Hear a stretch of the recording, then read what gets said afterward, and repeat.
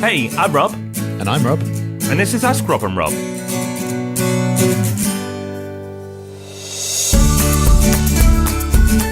Yeah, it is Ask Rob and Rob, you know, and this is your weekly opportunity to get your questions answered. We love recording these because it takes us into new territory and it makes sure that we're covering exactly what you want to know. So there are two curious people who shaped today's episode for us. But before we hear the questions, Rob, how does someone listening leave a question of their own?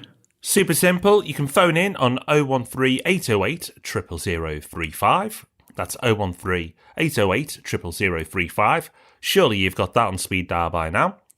Alternatively, in your browser favourites, you should have the propertyhub.net/ask, because every time you've got a question, you go, click, record, and we might just answer it. So that's the propertyhub.net/ask. And you can re-record on both if you mess it up first time. Don't worry about that. Yep, someone who has not messed up at all and has in fact left us an excellent question is Matt. So let's have a listen to Matt's question. Hi, Rob and Rob. My name's Matt, and I'm just starting out on my journey in property investment. Before I ask my question, just like to say thank you very much for all the information that you give out on your podcasts and also on the website. The information there is presented really easily, and it's invaluable to me, so I found it really helpful. Also, the forums give me loads of answers to all my silly newbie questions, so thanks to all the members as well. Okay, my question is this. I'm looking at my first buy-to-let, and we've selected a property which is in Hook in Hampshire. We've looked at all the stuff around the rental market in terms of finding other properties, so we've got a good idea of the price. My question is quite simple, which is, how do I know if the rental market in Hook in Hampshire or any particular place is healthy or not? My concern is we might know the price to rent at, but are there enough tenants out there? How do I tell? So it really is quite simple. I hope you have a nice, simple answer for me. Any advice you can give would be much appreciated. Thanks a lot and keep up the good work. Bye. Okay, thank you, Matt. And you have put your finger on a really important distinction there, and it's something that people often miss. When you're thinking about rentability, yes, you need to be thinking about how much it would rent for, but you also need to be thinking about how easily would it rent at that price or any price. And you see people making this mistake a lot with cheaper areas. So they'll look somewhere where you can buy a house for 40 grand or something like that. They'll look at what the rent would be maybe on the LHA levels and go, oh my God, it's a 15% yield, without realizing that, yeah, maybe it would be. But without realising it might take you months to find a tenant, and you might never be able to find a tenant who you'd be happy to have occupying your home.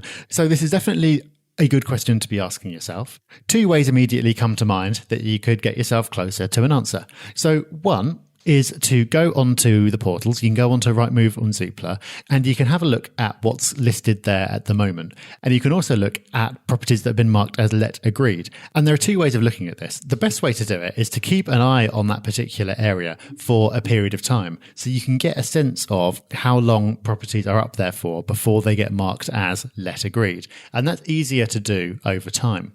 You can get a snapshot though by going on there, see how many properties are currently available, so they haven't been let yet, and then ticking the box for let agreed and seeing how many properties have been agreed.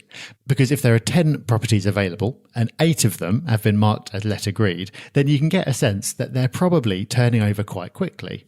Whereas if there are 2 properties that have been agreed and 8 available, then you might get the feeling that they're not moving that quickly. And you can go on and you can look at the dates that they were posted to see how long ago the ones that are still available were listed. So it's easier to do if you're in the habit of doing it regularly over a number of weeks, but you can get a little bit of a snapshot as well. So that's the desktop way of doing it.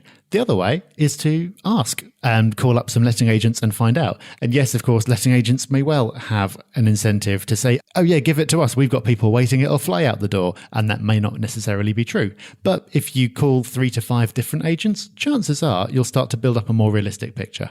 So loads in there, Matt. Ultimately, you always want an area with fundamentals. So some level of rental demand exists, and fundamentals, if you've not heard me mention those before, Matt, are things like good transport links, employment, good schools, shops, etc. A bit of investment in the area too is always nice to have. If you've got all that stuff going on, then chances are there is a level of rental demand there in the first place. So that should give you comfort that even if the rental market isn't red hot, By lowering your price a bit and making it competitive, you should get your property let within a reasonable amount of time. It's normally the property or the price. If you know the fundamentals are there, it's probably the property or the price that's holding it back from being let. And what I mean by the property is that it's in good condition. It's at least as good as everything else on the market. If not better, though, it should rent better. And the price, are you asking for too much? Or if you want it let really quickly, are you prepared to take a bit less? So Rob's gone into real good detail there, and that's just some of the higher up points, if you like, to consider too. Okay, thank you, Matt, for that question. Next up, somebody who doesn't have a name, but that's okay. We're an equal opportunity question answering service. We'll still answer that question for you. Oh, hi there, Rob. A very quick question. So, if you were starting out today and you've had 50,000 in the bank, what strategy would you choose? So, I just want to say also I'm in the southeast, just west of London, just to make it more difficult. So, hopefully you can give me some inspiration. Many thanks. I'm going to call you Norman. Norman Normani. No, see what I did there? No name? No, okay. Thank you, Norman. Good question. I say good question because we've had it before, so I can't say it's great, but that's okay. I won't punish you by not answering. You can go back to the propertyhub.net/podcast and search in our wonderful search bar there for this almost identical question which we've answered previously. And in that answer, Rob and I did talk about what we would do. But the reason we're keen to answer this today is to give you some different advice and take a different approach. And you shouldn't really care what Rob and I would do. Now, you may think, oh, wait, there's two guys who are perceived property experts who have similar philosophies in investing. There's two people doing the same thing and they seem to know what they're talking about. I should follow what they do. And while that is lovely and we do appreciate that you would want to follow us, it's probably the worst thing you can do. Because what's right for us is going to be perfect for someone else and terrible for another person, because there's so many factors in play that should determine the property strategy you take. Your age, your goals, the time frame of your goals, your tolerance to risk, where we are in the property market right now. It's different than where it was 2 years ago. So even if you listen to advice we gave 2 years ago, or anybody's advice 2 years ago, it probably should change a bit today. There's so many factors, there's so many variables that if anybody ever answers this question and tells you what to do with so little information, then the best thing you can do is ignore them and stop listening to them altogether. What they should do, if they're being helpful, and we can't do because you're not here, is actually ask you more questions. So what are you trying to achieve? What are your goals? What are the timeframes for those goals? What's your starting pot? All those things and more. And once they've got a really good understanding of you, then and only then may they be qualified to answer this question.